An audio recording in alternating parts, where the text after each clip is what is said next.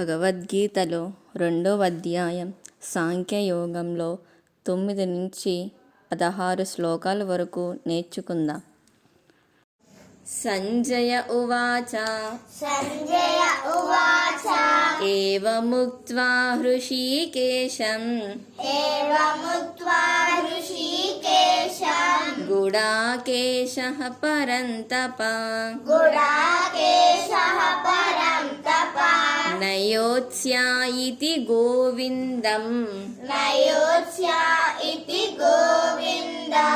ఉక్త్వా తూష్ణీం బభూవః. సంజయ ఉవాచ ఏవముక్త్వా హృషీకేశం గుడాకేశః పరంతప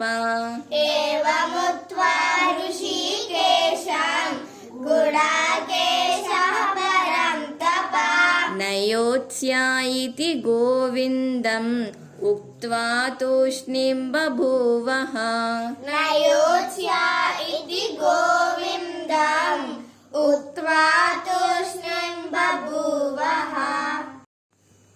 తమువాచ హృషీకేశః ప్రహసన్నివ భారత సేనయోరుభయోర్मध्ये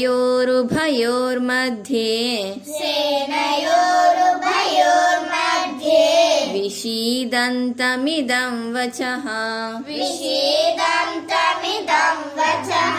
తమువాచ హృషీకేశః ప్రహసన్నివ భారత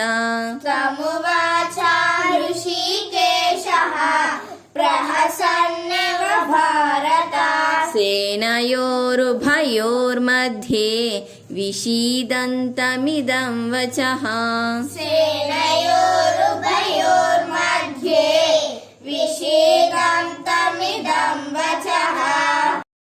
శ్రీభగవానువాచ అశోచ్యానన్వశోచస్త్వం ప్రజ్ఞావాదాంశ భాషసే గతాసూనగతాసూంచ నానుశోచంతి పండితాః. శ్రీభగవానువాచ అశోచ్యానన్వశోచస్త్వం ప్రజ్ఞావాదాంశ భాషసే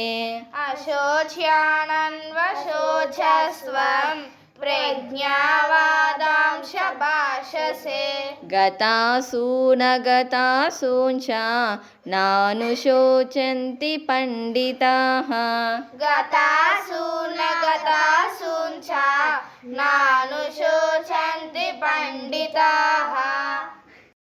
నత్వేవాహం జాతు నాసం నత్వం నేమే జనాధిపాః. నచైవ న భవిష్యామః సర్వే వయమతః పరం. నత్వేవాహం జాతు నాసం నత్వం నేమే జనాధిపాః.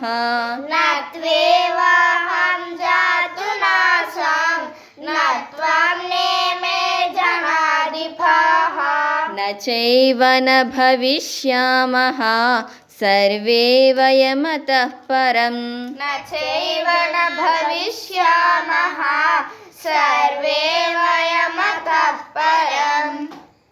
దేహినోऽస్మిన్ యథా దేహే కౌమారం యౌవనం జరా तथा देहं तरप्राप्तिः धीरस्तत्र न मुह्यति देहिनोऽस्मिन् यथा देहे कौमारं यौवनं जरा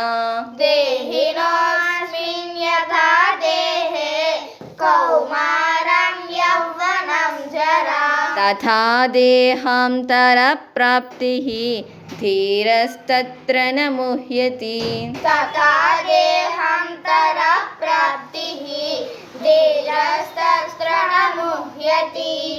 मात्रा स्पर्शास्तु कौन्तेय शीतोष्णा सुखदुःखदाः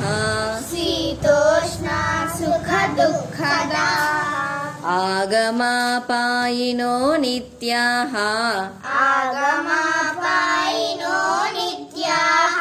तां स्थितिक्षस्व भारत मात्रा स्पर्शास्तु कौन्तेय शीतोष्णा सुखदुःखदाः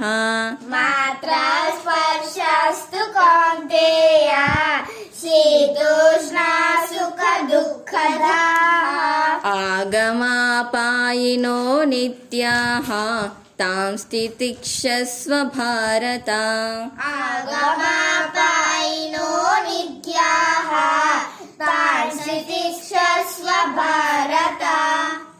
यं हि न व्यथयन्त्येते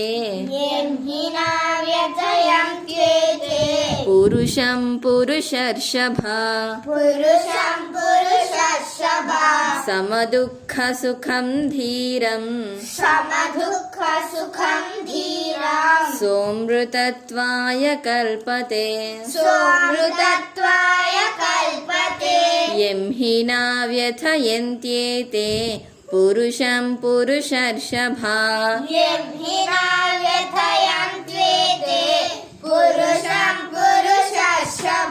समदुःखसुखं धीरं सोऽमृतत्वाय कल्पते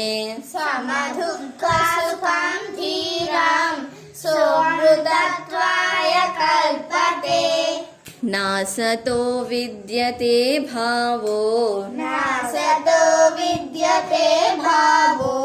नाभावो विद्यते सतः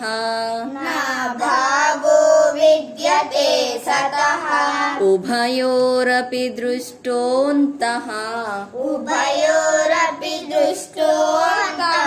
त्वनयोस्तत्त्वदर्शिभिः नासतो विद्यते भावो नाभावो विद्यते सतः